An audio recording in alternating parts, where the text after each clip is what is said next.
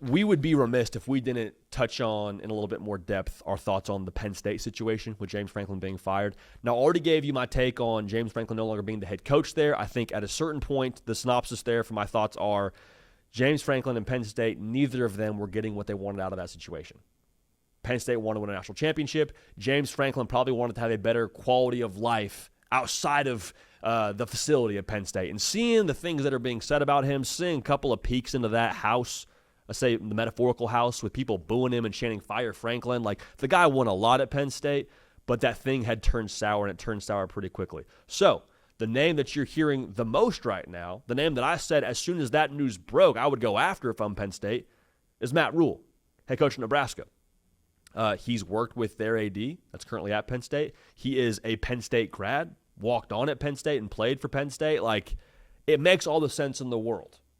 Makes all the sense in the world. So if I'm Penn State, he is still my first call.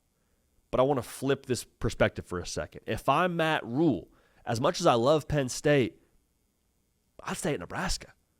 And this is not knocking Penn State at all. But if I'm Matt Rhule, here's my thing. One, I can't quantify all the other factors that he's playing in personally here, so I want to make sure that's clear. Two, I'm not telling Matt Rhule at all what to do. Like, Matt Rhule is going to do what's best for him, his family, his career, all those things. So this is not me saying I know better than Matt Rhule. But I'm going to go ahead and try to appeal to Matt Rhule here for a second.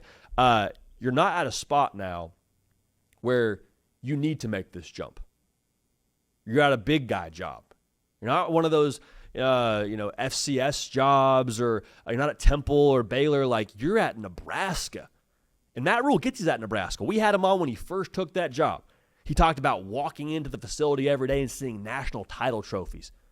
Talking about turning that place around. He's like, I know I can do it because we've been to the place we're trying to get back to. It's not a place never done it before. We have a tradition. We have resources. We have everything we need here at Nebraska to go win at the highest level, essentially is what he said during that conversation. And guess what? He's 110% on the money, dude. Nebraska's Nebraska. It's not like this lower profile. You were at one of the premier jobs, I think, in the sport when you talk about what that place is and what it can be. And the biggest thing for me when it comes to comparing Nebraska and Penn State, just on paper, what can't you accomplish at Nebraska that you could accomplish at Penn State? Not where have you been to most recently for both those programs, but like, what can't you accomplish at Nebraska? From what I've been told, Penn State has a touch more firepower to assemble a roster.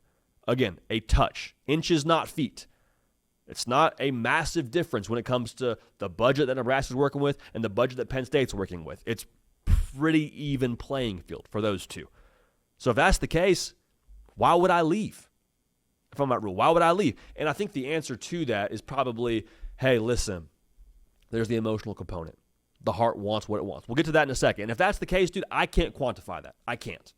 Money could be better. At Nebraska, you could say we're going to throw you a massive extension. We're going to do everything that we can to keep Matt Rhule, but at a certain point in time, if it's like, nope, that's home. It's where I went to school. I love that place. This is my dream job. I got to go. It's nothing personal. It's for no other job, but I got to go. If that's the case, palms up. It doesn't matter what job it was, if that's the case here for Nebraska. You could have head coach of the Kansas City Chiefs, but if Penn State has the heart, man, it is what it is. But I do think it's important to at least play out this idea for Matt Rhule. It's hard to be happier than happy. Hard to be happier than happy. And Matt Rhule, over the course of his career, has steadily made different jumps to better jobs, quote unquote. Like, the Baylor job was better than the Temple job. The Carolina Panthers job was better than the Baylor job. But now being at Nebraska, is the Penn State job really better than the Nebraska job?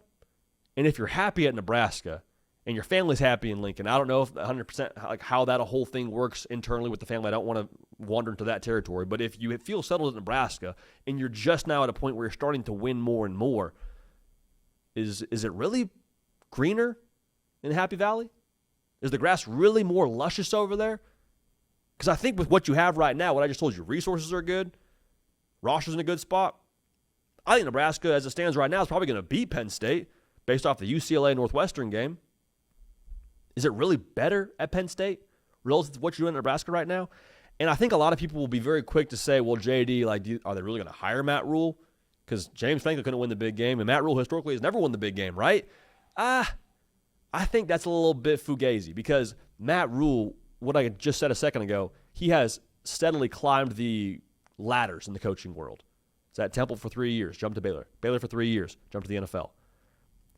I think for him to go win that quote-unquote big game, it's going to be a year 4, year 5 thing. Because he's taking turnarounds. He's not jumping ship to like a 10-2 team and saying, let's go win. He's not a push you over the edge guy. It's not the situation he's shown up in. He's shown up in, this program sucks. Matt Rhule, help us get a pulse again. And he's done that effectively now going in his 3rd year in Nebraska. Did it effectively at Temple and Baylor. Took both those teams to conference title games in his 3rd year. So what I'm trying to say is the real fruits of Matt Rhule's labor, I think, lie in year 4, year 5, year 6. So the idea that he can't win the big one, I think it's a little bit irresponsible. Said the same thing about Kirby for the longest time. Hey, can't win the big one, can't get past Bama. Took him like 6 years. Ryan Day, same thing. Took him 6 years to win the big game, quote unquote, which was the national title for them. So I don't think that's a fair way to assess Matt Rhule, but I do think it goes back to my point of at Nebraska, the foundation is being laid. The real excitement is when you build up on top of that roof and into the chimney and things of that nature up in the clouds with what Nebraska can be, and he's laid the foundation at this point in time. Again, I say all that. I lay out all those reasons. If it's the alma mater factor, and like, hey, Penn State's where I wanted to be when I started out coaching this whole thing. When I started as like a volunteer, I was at Penn State. Like this is it, man. This is all I ever wanted.